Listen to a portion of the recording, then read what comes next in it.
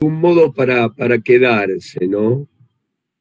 Vino para Solo el quedarse, trabajo, perdón. solo el trabajo no quiero volver. Quiero seguir así hasta que me jubile.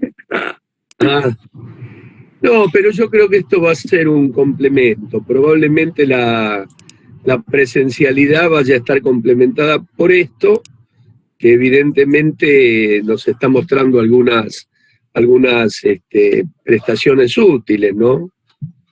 Desde ya. Pero yo creo que, ya lo hemos conversado, yo creo que esto va a ser un buen complemento y nada más, de ningún modo es un reemplazo. Yo creo que esto es lo mejor que nos pudo pasar para esta etapa, ¿no?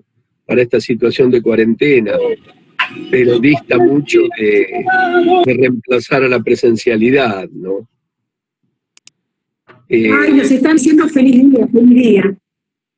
Muchas gracias, muchas gracias. Me preguntó algún alumno o alumna, creo que era de otro curso, sobre si iba a haber clases, y le dije que sí, ¿no? De otra materia. Dice, pero ¿y cuándo festejan? Y tuve algún tipo de contestación diplomática diciéndole que hace como 35 o 38 años que vengo festejando. No, una manera, digamos, de festejarlo es esto, ¿no?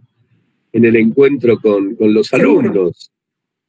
A mí Digamos, lo que me más gusta allá de que uno mucho es ejerza con mayor o menor calidad la función docente, tiene mucho que ver el alumno. Digamos, cuando el alumno te exige y te compromete, y puede llegar a sacar lo mejor de uno. En cambio, a veces cuando notas que es lo mismo que prepares una clase o que no la prepares, terminás transformándote en un profesor mediocre, ¿no? Así que, perdona, te interrumpí, Cristi. No, que a mí lo que más me cuesta es esto de hablar a la nada, me parece, ¿no? Más allá de que sentís que están ahí, ¿no? Es como difícil no verlo. Es una tontería. Hace un montón de tiempo que vengo haciendo esto. Y al día de hoy estuve pensando, bueno, ¿cómo? ¿Qué decirlo? Porque parece ser que al estar sin la gente del otro lado, viste, que vos le ves la cara, parece como que te vas a trabar, como que hablas nada, no sé. Pero bueno, supongo que es todo cuestión de acostumbrarse, ¿no? Sí, hay Y a mí ciertos. tiene una posición más artística. Yo lo veo, por ejemplo, al Colo muy concentrado. Cuando hace los videos es como que está actuando, él está chocho, ¿viste? Y a vos también se te nota. A mí no me sale esa mística todavía. Y Cacho ni hablar, con la radio y todo, Cacho es el maestro. Igual Cristianismo. es una situación muy rara. Vos tenés razón, Cristina, también. Esto de que nos vemos pantallitas así, y en muchos casos no vemos siquiera una figura, vemos una letra que representa a la persona.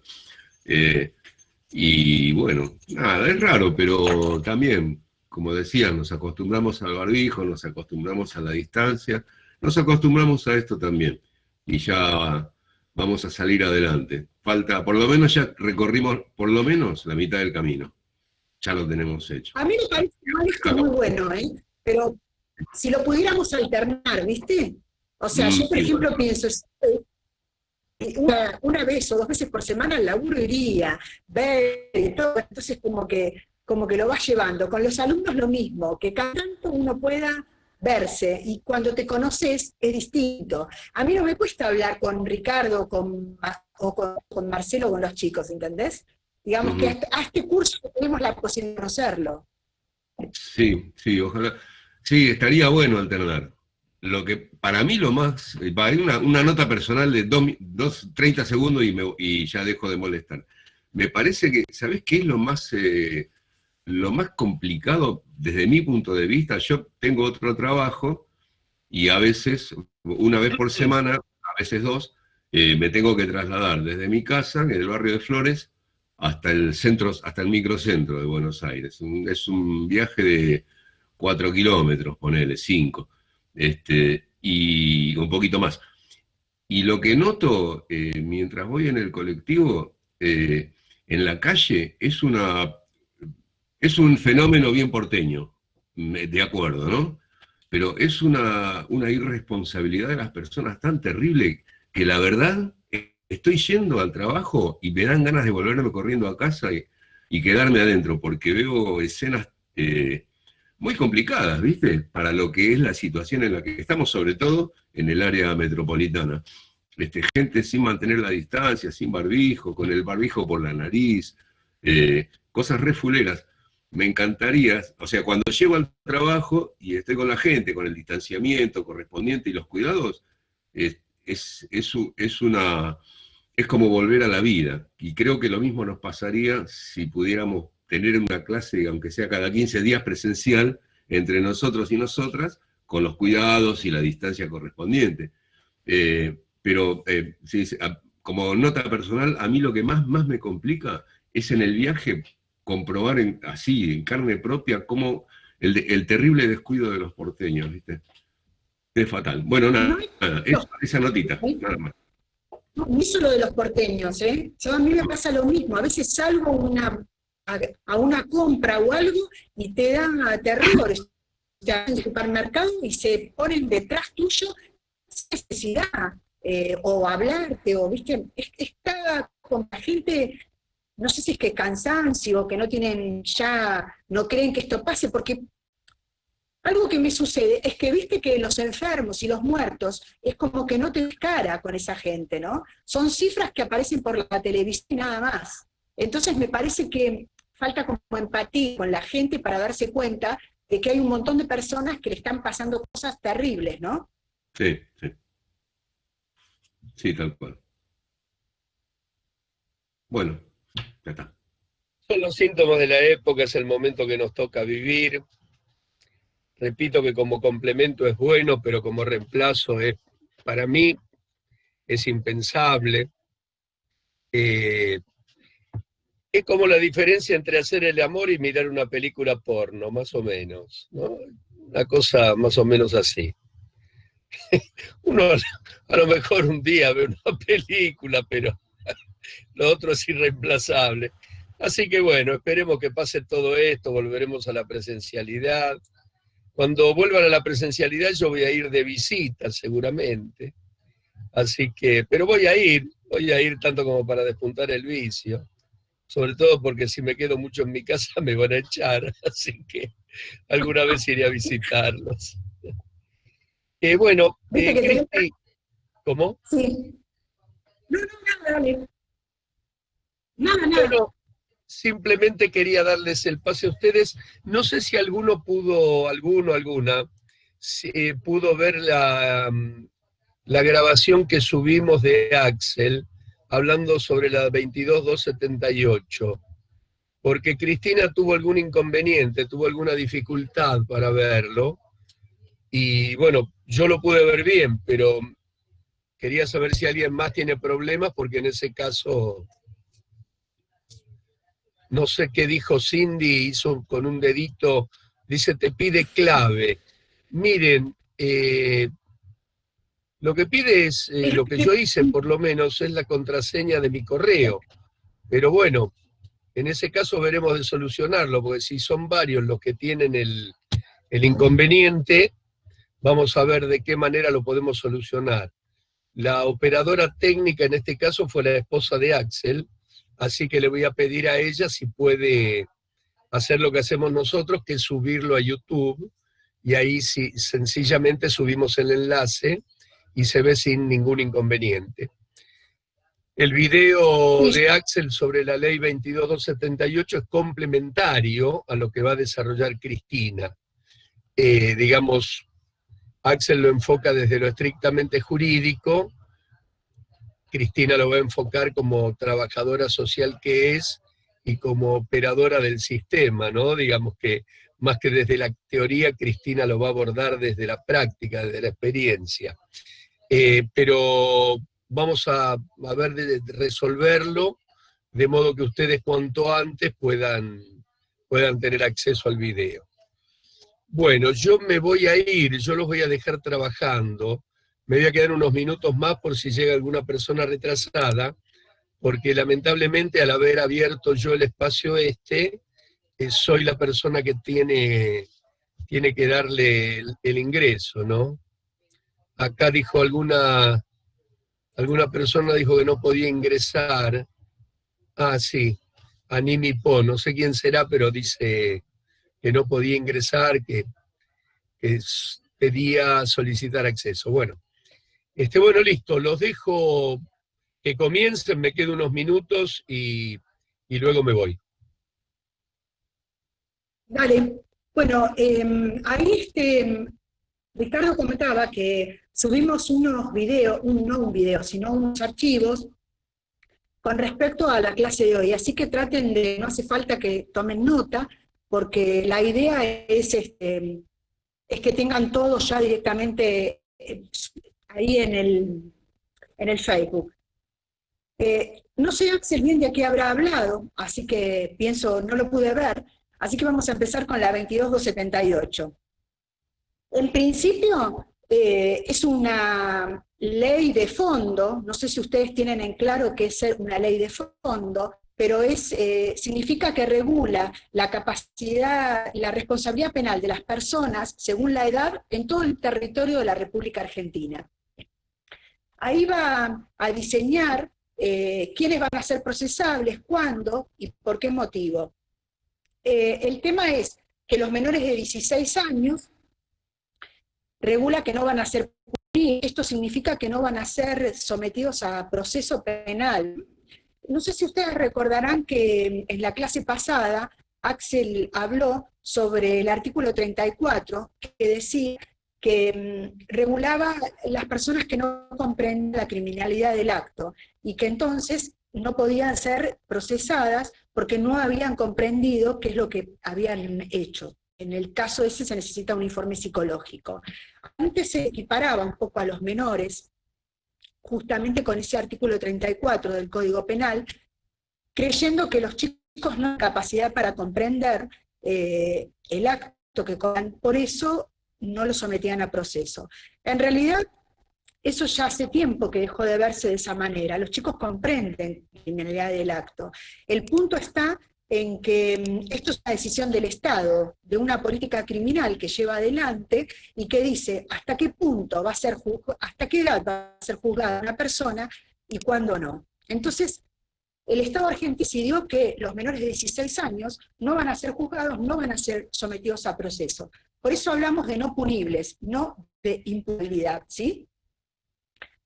Después va a regular que van a ser punibles o sometidos a proceso los jóvenes entre los 16 y los 18 años. A ver qué quiero ver qué me dicen. Está bien. Los jóvenes entre los 16 y los 18 años.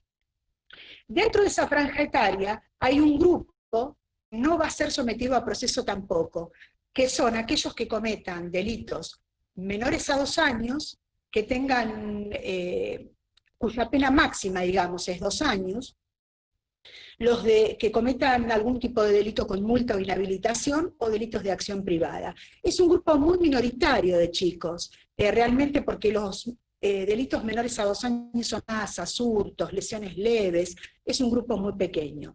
Entonces podríamos dividir en estos 3 grupos, los jóvenes menos de 16 años, que no eso, y los jóvenes entre 16 y 18 años que cometen estos delitos que mencionamos, que tampoco van a ser sometidos a proceso, y los de 16 18 años siempre no cumplidos, ¿no? Que sí van a ser sometidos a proceso. Ese proceso, digamos, en la provincia de Buenos Aires es lo que vamos a tratar de describir el día de hoy. Yo voy viendo, al mismo tiempo que hablo con ustedes, si mandan algún mensaje o algo que no entiendan, así puedo parando y volviendo a explicar. De todas formas, no es muy largo, así que vamos a tener un par de minutos después como para ver si tienen alguna pregunta. Mi idea es hoy hablar del proceso penal, de aquellos chicos que van a ser sometidos a proceso, como les dije, entre los 16 y los 18 años, y en otra clase hablar de los no punibles. Hoy este proceso van a entrar tanto los jóvenes que estén detenidos como los que están en libertad. El proceso es el mismo, solo que, por supuesto, algunos lo van a transcurrir en libertad. Dentro de la 2278 quedaría unas cositas más para hablar, que serían aquellos requisitos que pide la ley para dictarse en el momento de dictar sentencia, que es que tienen que tener 18 años cumplidos, que tienen que tener un tratamiento tutelar no inferior al año, y que tiene que haber sido declarada su responsabilidad penal. Se hace un auto de responsabilidad penal que le llaman. Una vez que pasado el tratamiento tutelar, si ese tratamiento tutelar dio buen resultado, todo entre comillas, ¿no? Porque siempre estamos hablando de una cuestión subjetiva, ¿no? ¿Qué significa que dé buen resultado un tratamiento? Es muy difícil eso, es muy subjetivo porque es en la personalidad del chico, en su familia, más que en otras cosas más objetivas que uno puede analizar.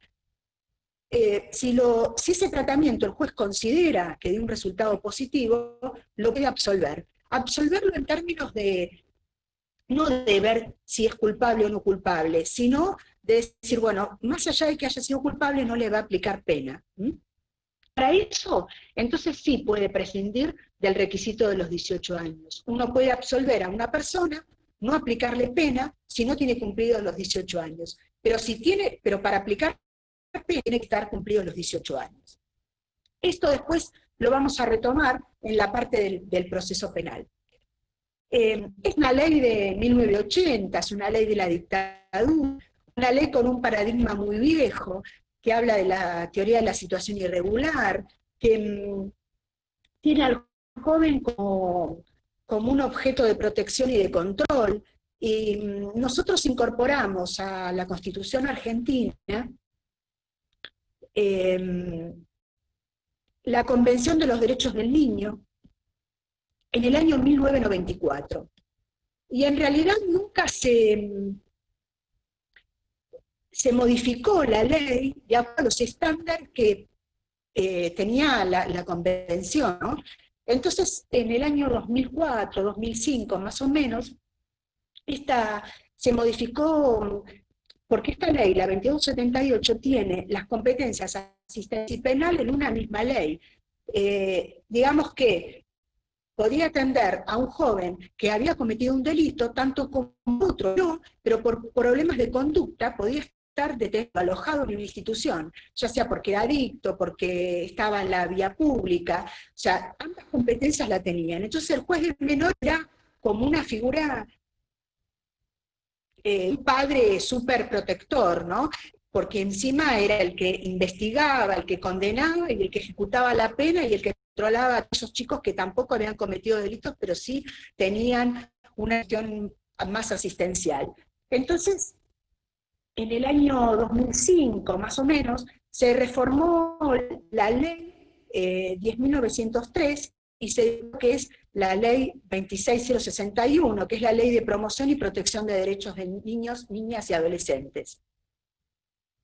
Y en la provincia de se reformó la ley, también 10.067, que era la ley de forma, ¿no?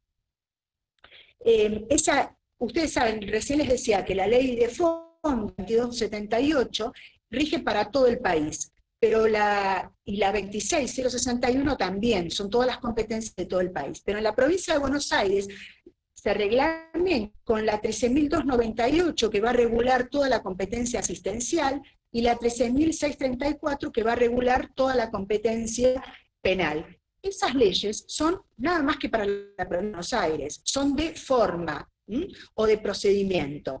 Va a decir cómo se va a llevar a cabo esta ley nacional en la provincia de Buenos Aires.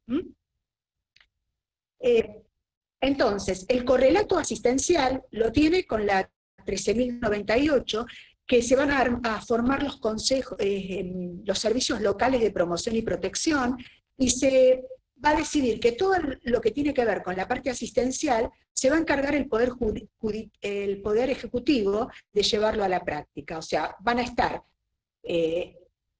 los organismos de la provincia, más los organismos de cada uno municipio, con los servicios locales de promoción y protección de derechos, más los servicios zonales, quienes van a llevar a cabo todas aquellas cuestiones que tengan que ver con los niños, niñas y adolescentes que tengan sus derechos vulnerados.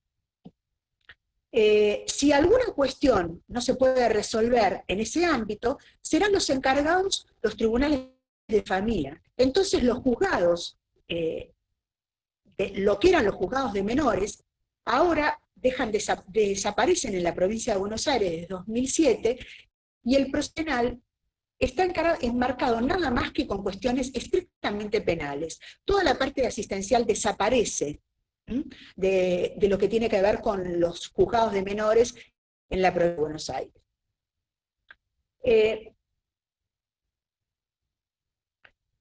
Este procedimiento, la idea es dotar de más derechos al procedimiento penal justamente de menores. Se realiza un procedimiento casi como el de mayores, pero con todos los derechos de mayores más un plus por el hecho de ser personas menores de edad.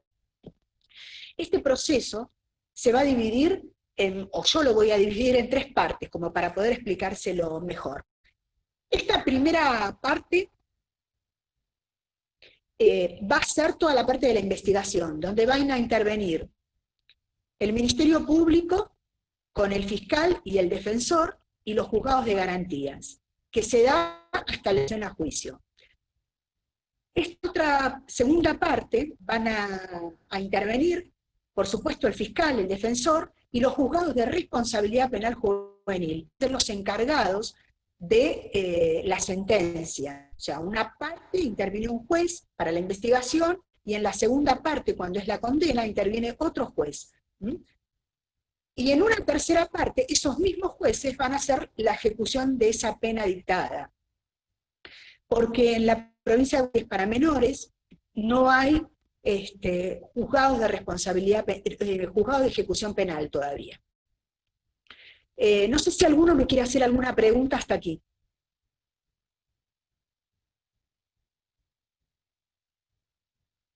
Bueno. Seguimos entonces. ¿Se escucha bien, Cacho? Está claro, Bueno, sí. profe, claro. Sí. Muy bien, se escucha fuerte y claro, muy bien. Bien, ninguna pregunta, seguimos entonces. En esta primera etapa, que interviene, como les decía, el fiscal, el defensor y el juzgado de garantías, se va a desarrollar todo lo que tiene que ver con la investigación. Ante un hecho penal y que un chico participa en él, el fiscal va a decidir si le da desde la comisaría, digamos, con padres, y se inicia esta investigación que se llama investigación penal preparatoria, que de aquí en más la vamos a llamar IPP, y si le dan la libertad desde la comisaría, el chico queda en libertad, el procedimiento es el mismo, pero obviamente lo va a cumplir en libertad. De querer dejarlo detenido porque lo amerita el delito, porque, no sé, por X circunstancias que tenga que ver, porque hay delitos de los cuales son escarcelables y otros no, que no viene al caso para lo que ustedes la tarea que ustedes van a realizar. Si llega a quedar detenido, digamos que la figura se llama aprehendido, el fiscal lo deja aprehendido, y es el juez de garantías quien va a convertir esa aprehensión en detención, si encuentra que hay mérito suficiente para ello. Puede no convertirla y el chico quedar en libertad, o puede convertirla, y entonces a partir de ahí tiene 5 días para solicitar, en el hecho de quedar detenido, el fiscal la audiencia oral de prisión preventiva y la defensoría la excarcelación. En ese plazo y en esa audiencia se puede excarcelar con medidas, se puede dictar la prisión preventiva. Esa prisión preventiva es justamente que el chico quede detenido, donde lo encuentra mínimamente responsable, con las pruebas necesarias para esa instancia judicial, que a ese momento, a 5 días, no son muchas,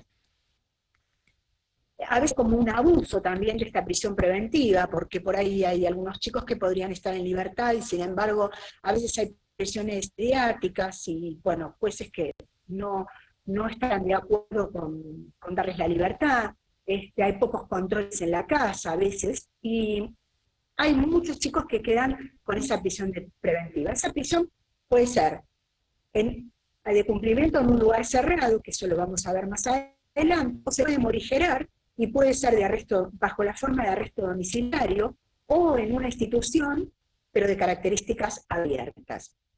En el caso de que lo escarcele, se puede escarcelar con medidas, de las cuales hay un organismo del Ejecutivo que se llama Centro de Referencia o Centro Sociocomunitario que se encarga del cumplimiento de esas medidas.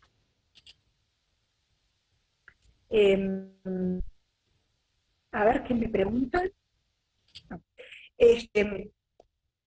Entonces, bueno, esas son las opciones que hay en ese momento. Dedicada a esa prisión preventiva puede ser 180 días,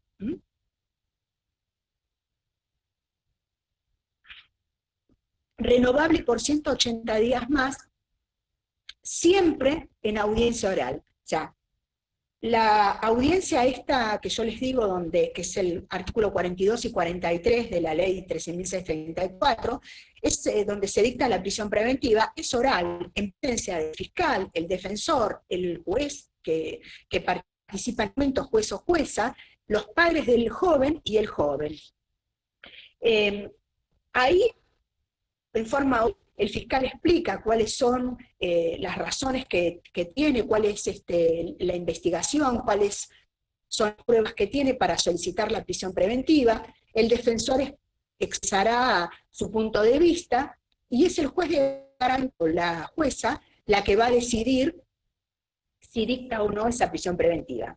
Algo que me olvidé, que es en ese transcurso, también existe lo que es el cuerpo técnico auxiliar, que cada departamento judicial tiene, que es un cuerpo de profesionales compuestos por médicos, psicólogos y asistentes sociales, que va a tener entrevistas con el joven y su familia, para que el juez tenga de alguna manera, ya sea el juez, el fiscal o el defensor, un punto de vista de la familia y de las circunstancias que rodean a este adolescente, como para tener algo más para decidir.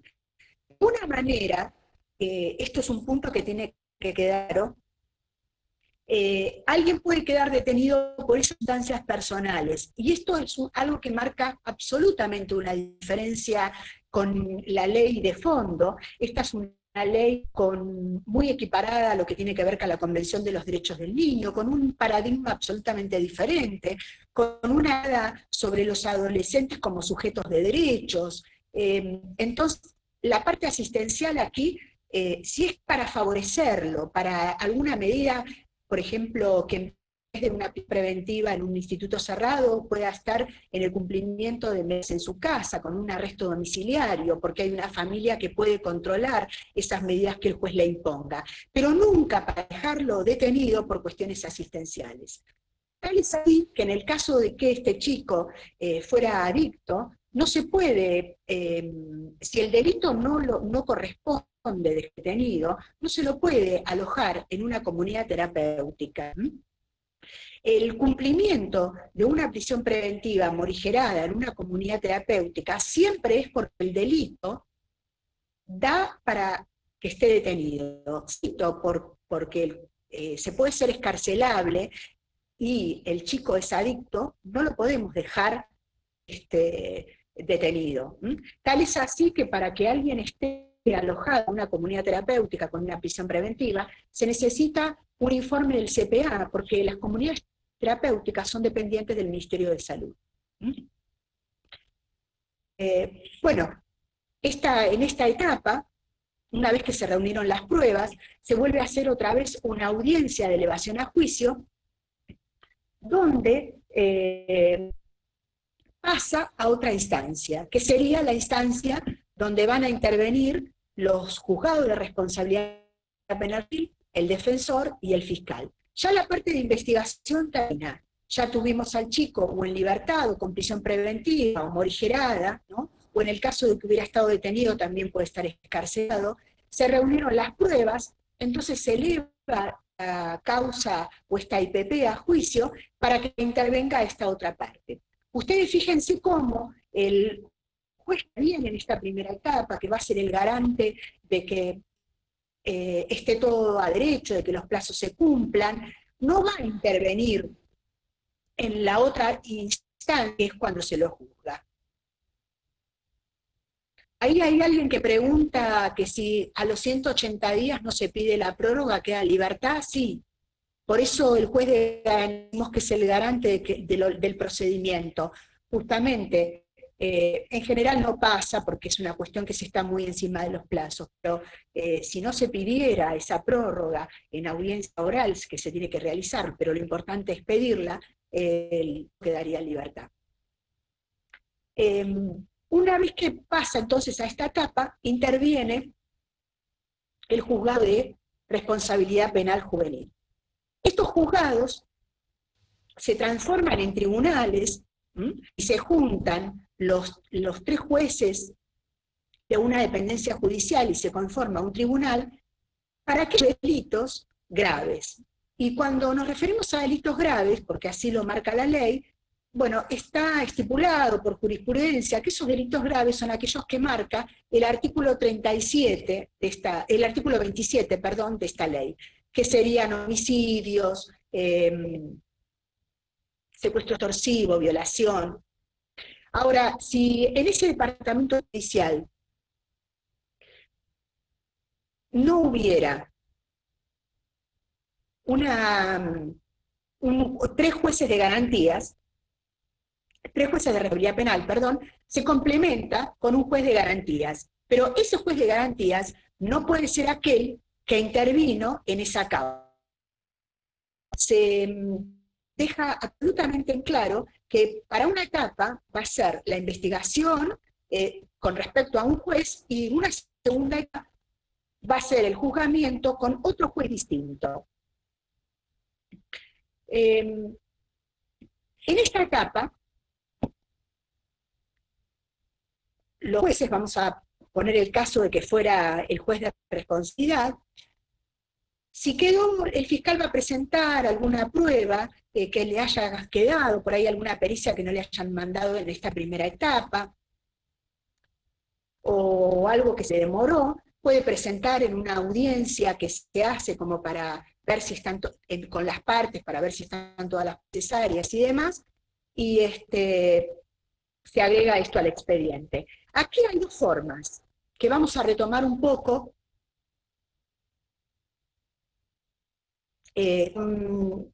con esta parte que veíamos de los ritos para dictar sentencia de la 22.278. Por un lado está lo que es la pena, ¿no? Aquellos chicos que tienen 18 años, se va a hacer el debate oral, o se va a resolver la causa por alguno de los medios alternativos, ya sea juicio abreviado, suspensión de juicio a prueba, que todas esas instancias las van a ver en la segunda con Axel, que lo va a explicar cuando explique lo que es la ejecución de la pena. Y entonces, con esos medios alternativos, o ya sea a través del debate oral o el juicio, se condena, se dicta una pena, el chico te quedará en libertad o condenado a tantos años de prisión, eso se ve, siempre que tengan 18 años.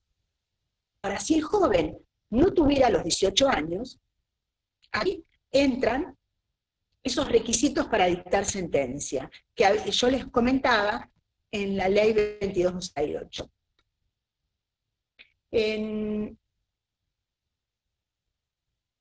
El juez de responsabilidad va a dictar lo que se llama el auto de responsabilidad, lo va a encontrar, va a analizar el hecho y la culpabilidad del joven y lo va a encontrar penalmente responsable.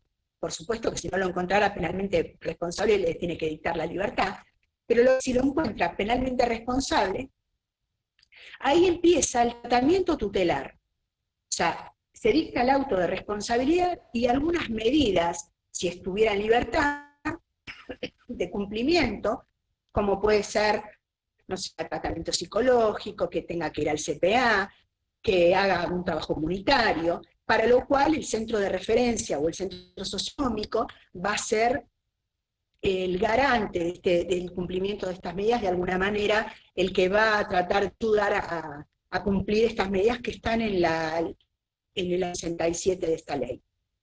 O cualquier otra que se le ocurra al juez o propuesta por la defensa. Sería como el tratamiento tutelar, ¿no es cierto? Si en el caso de que estuviera detenido, el tratamiento tutelar será todas esas cuestiones que tienen que ver con en el instituto. Ahí en el instituto verá.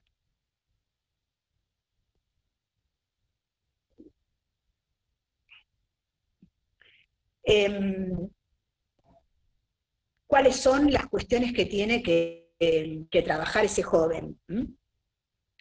Entonces se difiere la pena hasta que cumpla los 18 años. Cuando cumple los 18 años, si ese tratamiento tutelar, vamos a ponerlo entre comillas, dio buen resultado, lo puede absolver.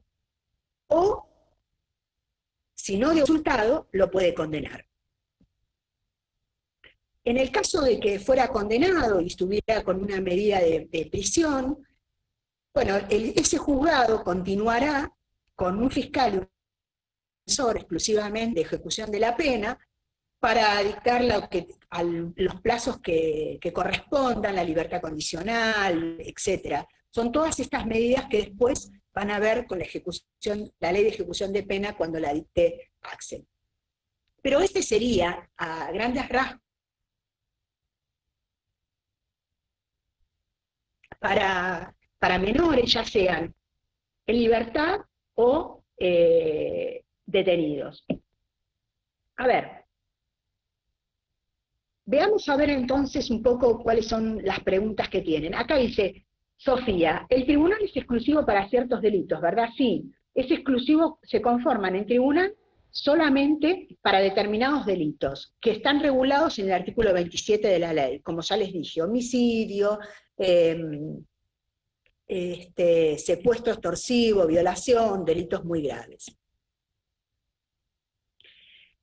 Lorena, no entiendo, ¿las medidas que dicta el juez de responsabilidad pueden ser condenatorias o absolutivas? Esto no sé a qué te referís, si me lo podés preguntar, Sofía.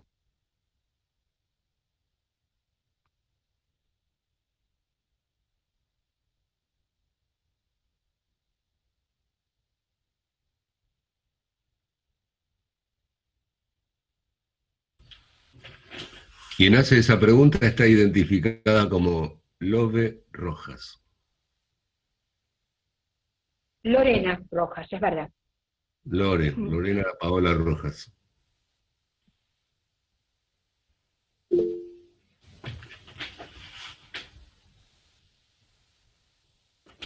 A ver, por ejemplo, acá me pregunta, bueno, después verá si me vuelve a hacer la pregunta. Agus, en caso de no ser uno de esos delitos graves, no se apela al... apelar es otra cuestión, ¿eh? Apelar es cuando uno está en disconformidad con algo. Acá yo lo que les digo es que el juzgamiento va a estar a cargo de un juez en la mayor parte de los delitos, juez o jueza, o a cargo de un tribunal en el tema de delitos graves. No es una cuestión de apelar.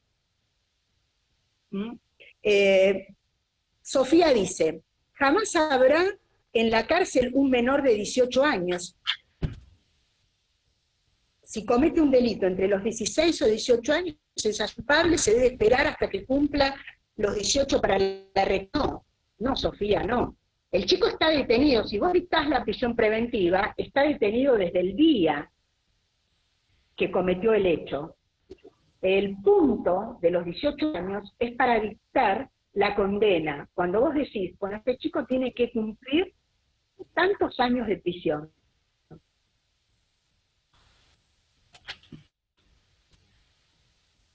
No sé si te quedó claro. Cuando nosotros hablamos de menores de edad, hablamos de menores de 18 años. Y esto de 18 años no cumplido, porque cuando cumple los 18 años, el régimen penal es el de adultos. Las penas para los menores de años son iguales a los de adultos, porque de hecho usamos el mismo código y la misma ley, el mismo código de procedimiento y el mismo código penal.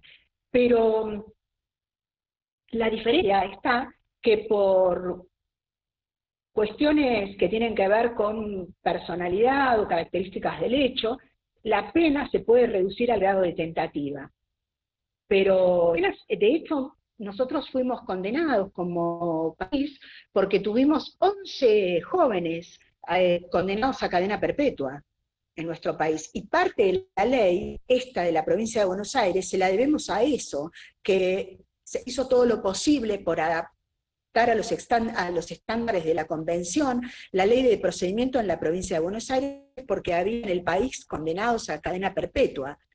Y el país fue multado por esa circunstancia. Y en este momento todavía tenemos uno que lleva 17 años detenido y que la doctora Cesaroni es su abogada particular, que lo hace en forma gratuita, y es uno de los secuestradores de Axel Bloomberg. Pero o sea, ¿sí? Ahí conseguí cómo poder explicar lo que quería decir. A ver si yo entendí bien. Si un menor comete un delito digno, por así decirlo, tómese todo entre comillas, digno de cárcel, es hallado culpable, lo comete entre los 16 y los 18 años, no sé, a los 17. Es hallado culpable. Y un tribunal, por ejemplo, dice, bueno, sí, fue así, es un delito, lo cometiste, hay una pena para pagar. Él puede quedar recluido, pero en un instituto específico para menores de edad. Y comienza un tratamiento tutelar. Una vez cumplidos los 18, dependiendo de qué pasó con ese tratamiento, si fue bueno, si fue malo, si avanzó o no, va a tener algún tipo de consecuencia o va a ser pasado a una cárcel de adultos, por así decirlo, o muere ahí, con 18 años se termina. No. A ver, el punto sería de esta manera, digamos. Depende del delito que sea, un chico puede estar detenido desde el momento de que lo cometió. La responsabilidad, por supuesto, sí se va a dilucidar antes. Lo que diferís para los 18 años solamente es la pena, porque si no sería injusto. Imaginate vos que a los 18 años lo encontrás que no es culpable y lo tuviste 2 años preso, ¿no? O sea, vos todo lo que tenga que ver con la investigación de la causa, lo vas, y el auto de responsabilidad significa eso, ya la acusativa también significa eso, que hay semi-pruebas, la preventiva de esa responsabilidad, y en el auto de responsabilidad vos lo encontraste culpable, sí. Y sabés que es culpable. Lo que haces es diferir la pena, y decir, bueno, le voy a dar este tratamiento tutelar para ir viendo cómo funciona. Si da buen resultado, lo puedo absolver o condenar. Lo que pasa es que si vos condenás a una persona a 7 años de prisión, obviamente que va a... ¿Y los años de...? Noche. Hable, profe, que yo sin querer interrumpir. No, decime, ¿los años?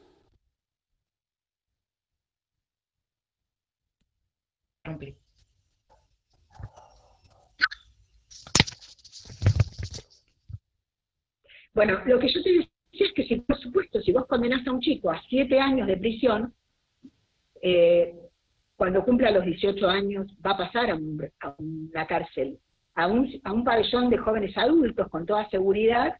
El tiempo creo que es hasta los 24, 25 años, pero después pasa a un instituto. O sea, en general, pasa a una cárcel, perdón. En general los institutos, los chicos están entre los 18 y los 21 años, a veces los pueden dejar en los institutos menores, de acuerdo al tiempo compartido. Hace un tiempo hubo un caso en el Tigre sobre un pibe que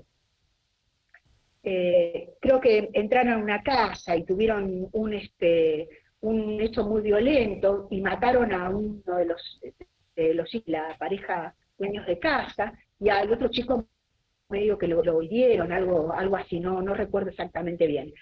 Pero el tema, uno de los que entró a esa casa, quedó detenido, por supuesto, y al momento del juicio, que fue un tribunal porque hubo un homicidio, los jueces fallaron encontrándolo penalmente responsable, difiriendo la sentencia, pasando la sentencia hasta que cumpliera los 18 años. Y se armó un problema, porque era como si los dejaran en libertad. Y en realidad, esto es lo que marca la ley. Yo me acuerdo que Massa hablaba de esto, que era una vergüenza, y es lo que marca la ley. Y durante un tiempo no se hacía esto de dejar hasta los 18 años. Se condenaba a los 17 y se condenaba. Y después hubo una serie de planteos desde el lado de la defensa, porque había condenas muy altas, y bueno, se llegó a esto que ahora no se aplica sentencia hasta cumplidos los 18 años y lo vamos a condenar. Pero en realidad, imagínense que es bastante raro, porque si a ustedes les cuesta entender, imagínate el que está detenido, ¿no? Que vos digas, sí, mira, sos culpable. ¿Cuántos años vas a cumplir? Todavía no lo sabemos, tenés que esperar un poquito más. O una persona que está en libertad y que tampoco sabés qué va a pasar con su causa, ¿no? Hasta que cumpla los 18 años, si no lo van a absolver. A ver, va leyendo. ¿Qué dice? Perdón, no quiero interrumpir. Quisiera saber. No, sí. Y bien lo que me estaba diciendo. Entonces, si nosotros encontramos un chico de 17 años, es culpable, hasta los 18 la pena va a estar diferida y ahí se va a ver qué sucede con él. Mientras tanto puede quedar recluido en una institución que sea para menores, digamos, adecuada a todas las condiciones y los derechos que se le deben garantizar. Una vez cumplidos los 18, no sé, se dice si, bueno, vas a tener que pasar a una reclusión para adultos y cumplir los años que se te otorguen. ¿Los que estuvo en el instituto para menor, se le computan o no? ¿Se cuentan, Sí, digamos? por supuesto. Sí, siempre que estés con preventiva se computan. Si está en libertad y lo encuentran culpable y lo condenarán, no. Ah, ok. Pero es como los adultos eso. Pero siempre que vos estés detenido te computan los años. Ponele que un pibe está detenido de los 16 años y a los 18 años lo encuentran culpable y no lo encuentran culpable, mejor dicho, el culpable ya lo encontraron. A los 18 años le dictan la pena de 5 años de prisión. El chico ya cumplió 2 años de esos 5. ¿Está? Sí, perfecto. Perdón por interrumpir tanto, pero ahora entendí perfecto. Gracias. Es que en realidad lo que me gustaría es que pudieran hacer las preguntas, porque no hay mucho más para explicar de esto. Lo importante es que lo entiendan. Profesora, ¿puedo hacerle una pregunta? ¿Cómo no? En caso que el menor haya cometido un delito y le corresponde estar hasta los 18 años afuera, digamos en la calle, hasta que se le impute la pena. En ese lapso que él está afuera y comete otro delito, ¿qué ocurre después? ¿Se van imputando las penas después de los 18 años? ¿Por qué después de los 18 años? Siempre estamos hablando de delitos cometidos antes de los 18 años. Si vos cometés un delito, cuando vos cometés un delito antes de los 18 años, no importa si después vas a una cárcel común o no, digamos, siempre vas a estar juzgado como menor y siempre vas a estar dependiendo de los juzgados de menores. Por ejemplo, si un chico cometiera un delito a los 17 años y en ese momento no lo encuentran y tiene un pedido de captura y lo encuentran a los 20 años, ese chico va a ser juzgado como menor, porque su delito fue cometido cuando era menor. Lo que sí no va a ingresar es al sistema de menores en cuanto a los institutos de menores, porque ya no tiene edad para entrar en los institutos de menores, ¿sí? En el caso de que lo que vos decías es, si vos tenés un chico que cometió un delito como menor de edad y está en libertad en el cumplimiento de alguna medida, bueno, el juez de menores, el juez de responsabilidad penal juvenil, dictaminará sobre esa causa. Si comete un delito siendo mayor de 18 años, es el juez de mayores el que entenderá en esa causa. Los jueces de responsabilidad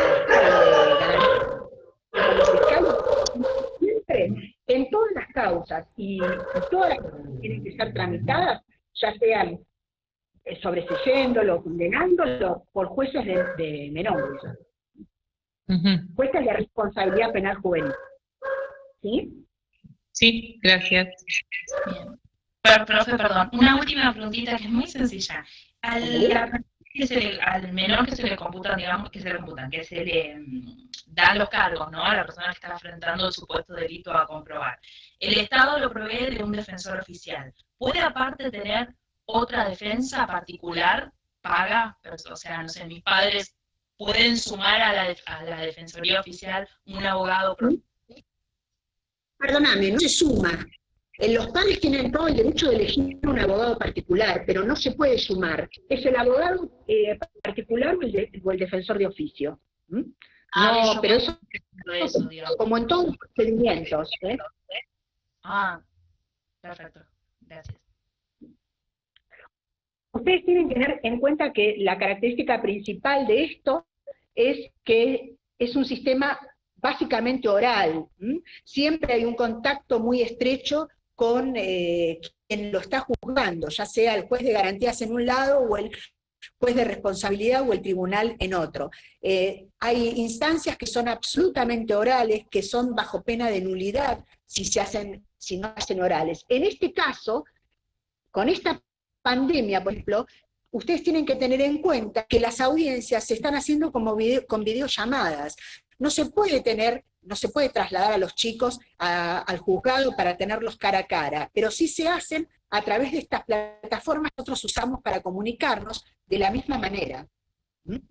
Porque se necesita eso, el contacto.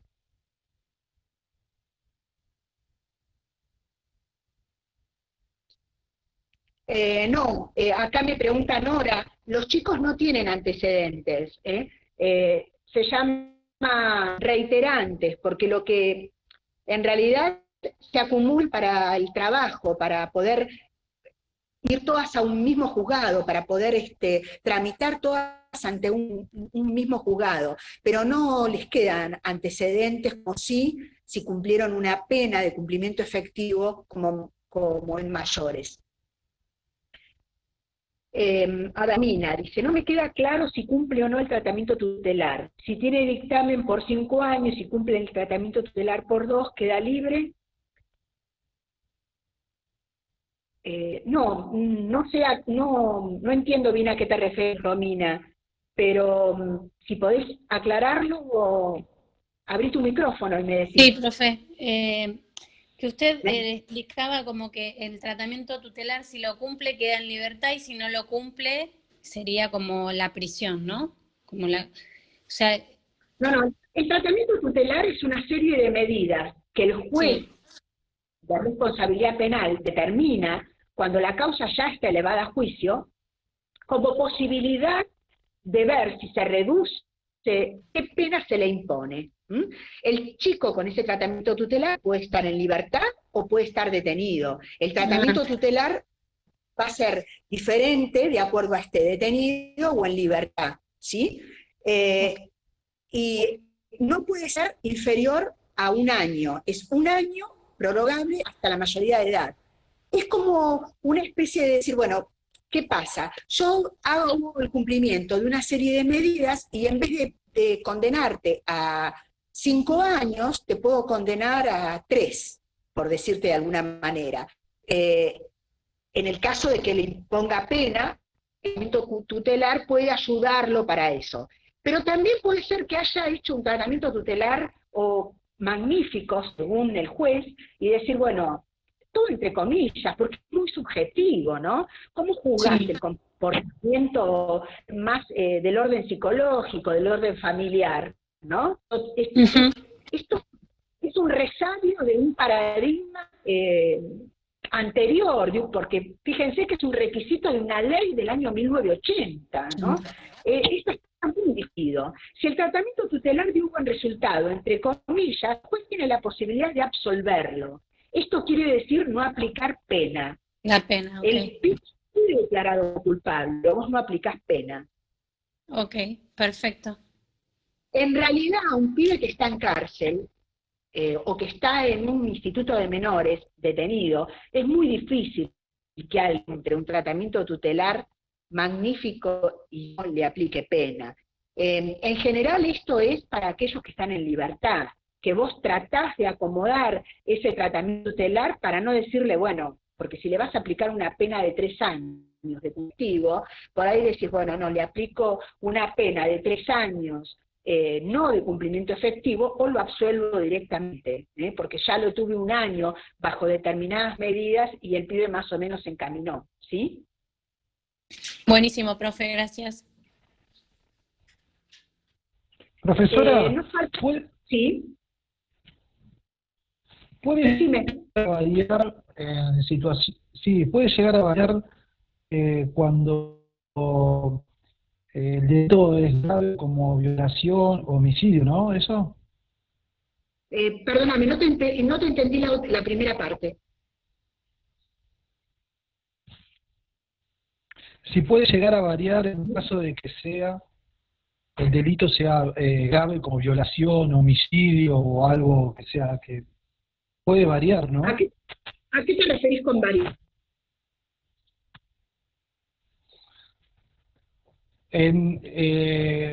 Vendría a ser a lo que veníamos hablando de que después sea el menor de entre 16 y 18 años, a la vez de que sea inimputable, ¿no?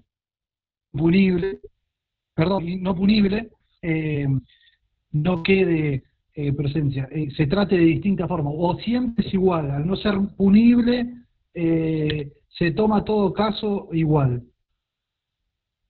¿Vos te referís a un chico menor de 16 Todo delito, años? digo, ¿no? ¿Vos te referís a un chico menor de 16 años? A un chico a un Ay, chico, se te corta. sí.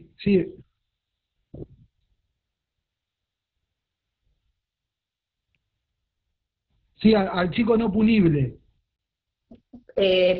Por eso les dije, hoy vamos a ver lo que tiene que ver con el procedimiento en cuanto a los chicos que son que desarrollamos este procedimiento. Con un menor de 16 años esto no pasa, porque no es sometido a proceso. Este proceso no puede estar de ninguna manera. Pero sí tenemos otras medidas, como las medidas de seguridad.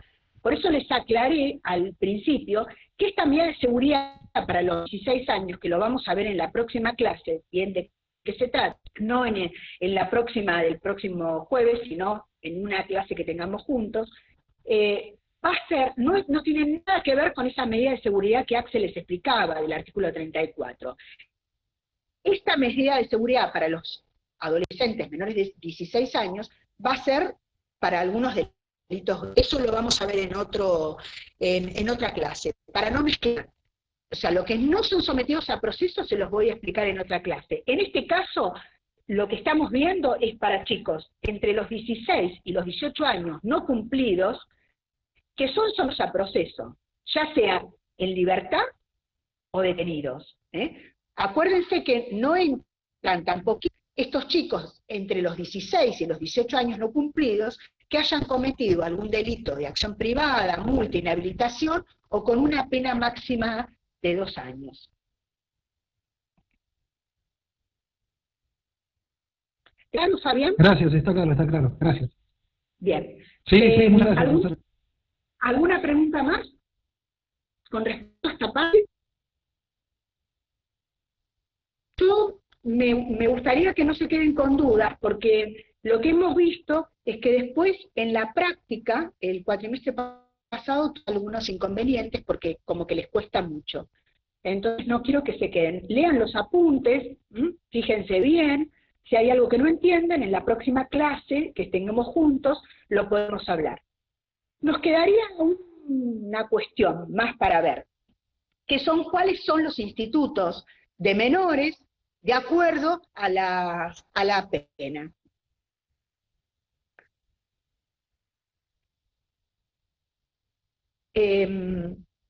Acá vamos a distinguir, a ver si me quedo callada porque miro los mensajes, a ver si me están preguntando algo. Acá vamos a distinguir los institutos cerrados, los institutos abiertos o centros de contención, y el de referencia, que ya no se llama más de referencia, pero mucha gente lo conoce como centro de referencia, ahora se llaman centros sociocomunitarios.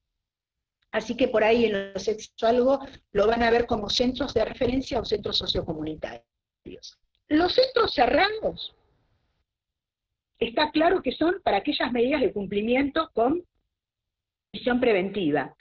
Si en el caso de los chicos que en esa primera audiencia que vimos, que estaban el juez de garantías, el defensor y el fiscal, se le dicta la prisión preventiva, el cumplimiento de esa medida es un centro cerrado, es un régimen carcelario. El centro de recepción de Lomas de Zamora, por ejemplo, es un centro cerrado y también tiene otra función que ahora la voy a explicar. Eso sería para el cumplimiento de medidas de prisión preventiva. Entonces, los centros de recepción, como por ejemplo el de Malvinas, no el de Malvinas, el de... creo que está, no me acuerdo ahora el nombre, está en la cárcel, en un predio carcelario, donde fue el suicidio el otro día. El del barrio de Malvinas Argentinas. No, es que en Malvinas hay un centro de contención. ¿Cuál es? El nombre del centro de contención es ya te lo voy a decir. Se me trabó en la punta de ahora, es un barrio, sí. Bueno, no importa, pero el régimen, digamos, es el mismo. Y ahí están alojados los chicos que están, por ejemplo, hay un delito y como no pueden ser alojados en comisaría, los alojan ahí en estos centros de recepción. Hay en La Plata, Pablo Nogués, ahí está, Pablo Nogués, es el centro de recepción de Pablo Nogués, el centro de recepción de Lomas de Zamora, hay otro en La Plata, hay otro en Mar del Plata. Entonces alojan los pibes porque no pueden estar alojados en la comisaría. Los chicos están en comisaría, lo mínimo indispensable para hacer la investigación, para algunas cosas que tienen que hacer la policía. Pero después se lo alojan ahí, que están en unos pabellones aislados, que serían los que recién entran. Entonces, también en el resto de los pabellones, por supuesto, hay chicos que están cumpliendo medidas de prisión preventiva. Ahí creo que recién alguna de las chicas preguntaba si también en el centro de recepción, o CREU le llaman,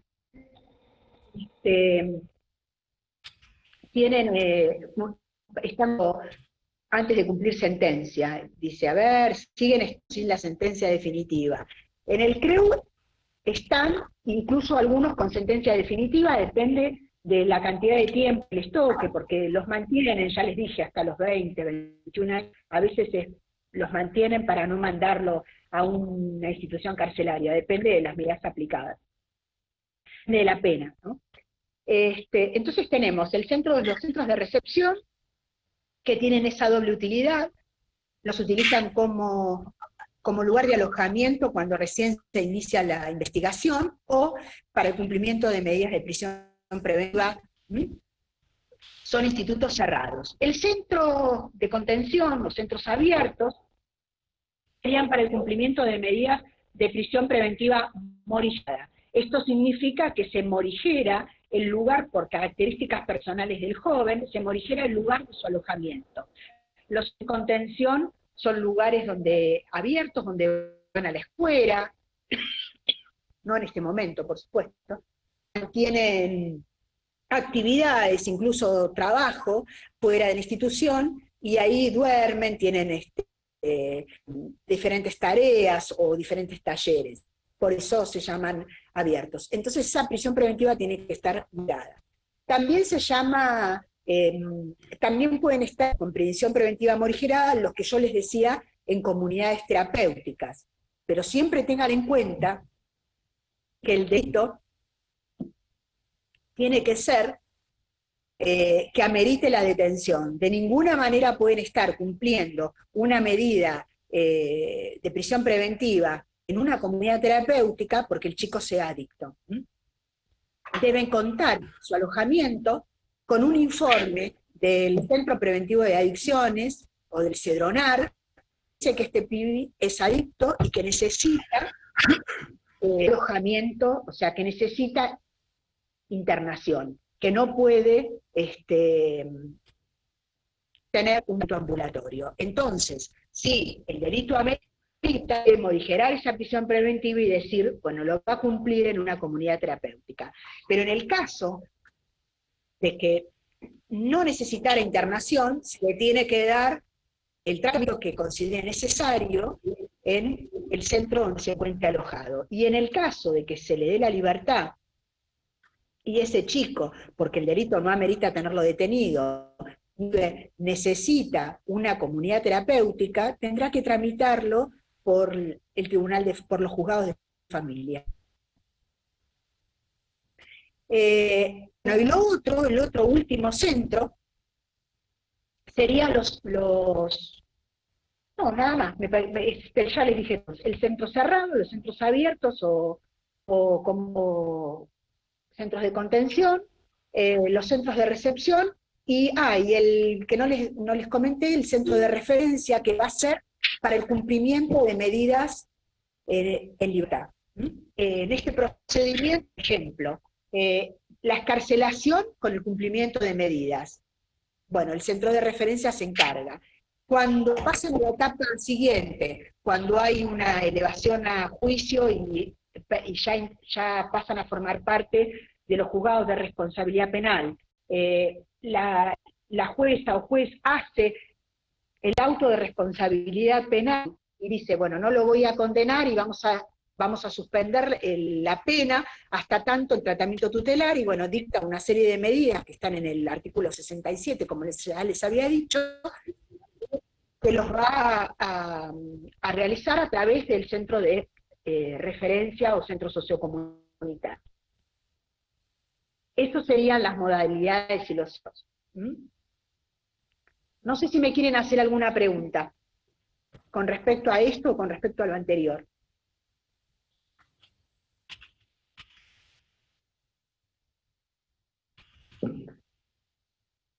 Pregunten lo que quieran, lo que sea, lo que les parezca, así no se quedan con dudas.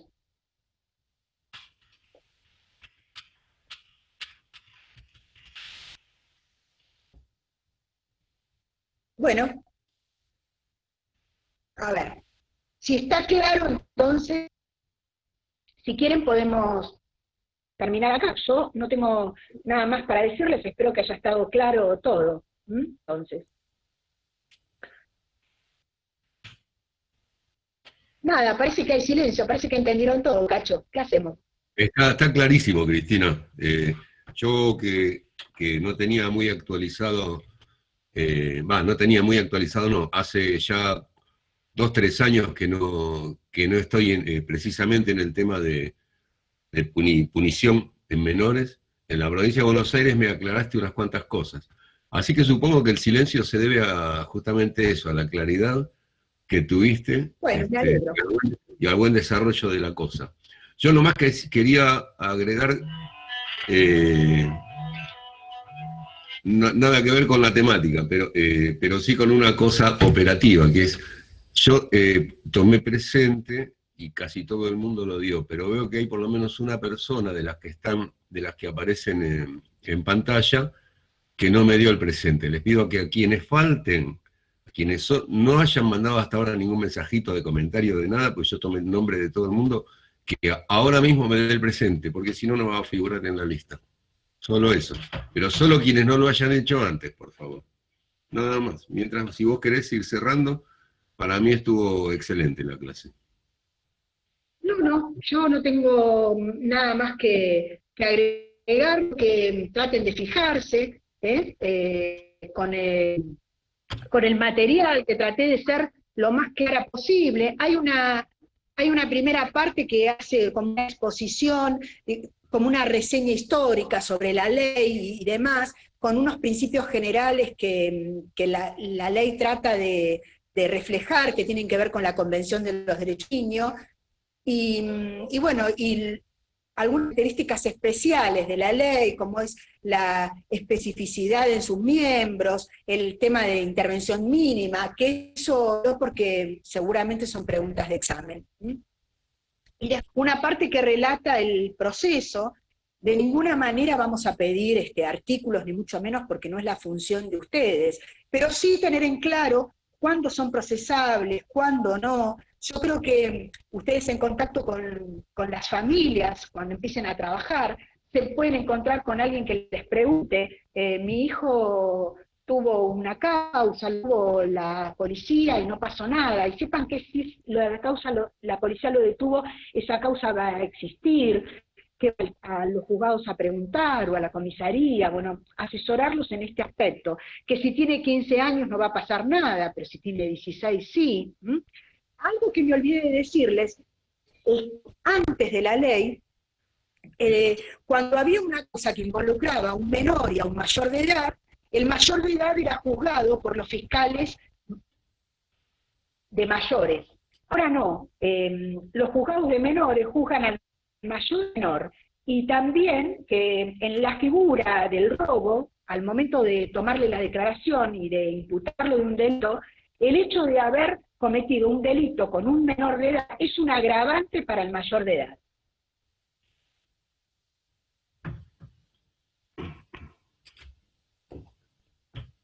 Esto no lo había comentado. Los juzgados de garantías no, pero los fiscales son los de menores, ¿sí?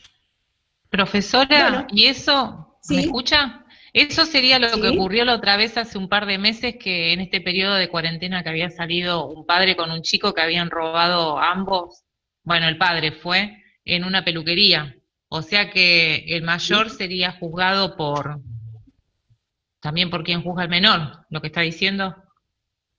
El mayor, el fiscal no juzgado, el fiscal es el mismo que interviene. O sea, la acción la hace el fiscal de menores, al mayor y al menor. Pero la sentencia la hacen los organismos de mayores, con respecto al mayor de edad, nada más, lo hacen los organismos de mayores, juzgados de garantía y los juzgados de juicio de mayores. Pero la imputación, o sea, la acción del delito está a cargo del mismo fiscal. Y al momento de tomarle su declaración y al momento de imputarle el fiscal ese delito, va a ser un agravante, en este caso todavía más agravado por el vínculo, porque es el padre. Y si no fuera el padre, aunque fuera un amigo, si tiene 19 años, en general a veces se hace, a veces no, depende de cómo haya sido el hecho, se le agrava la figura al mayor de edad por haber estado con un joven, ¿sí? Con un menor de 18 años, ¿no? Cuando yo me refiero a menores, porque es menor de edad, ¿no? Porque en general tratamos de hablar de como jóvenes, como adolescentes, no como menores.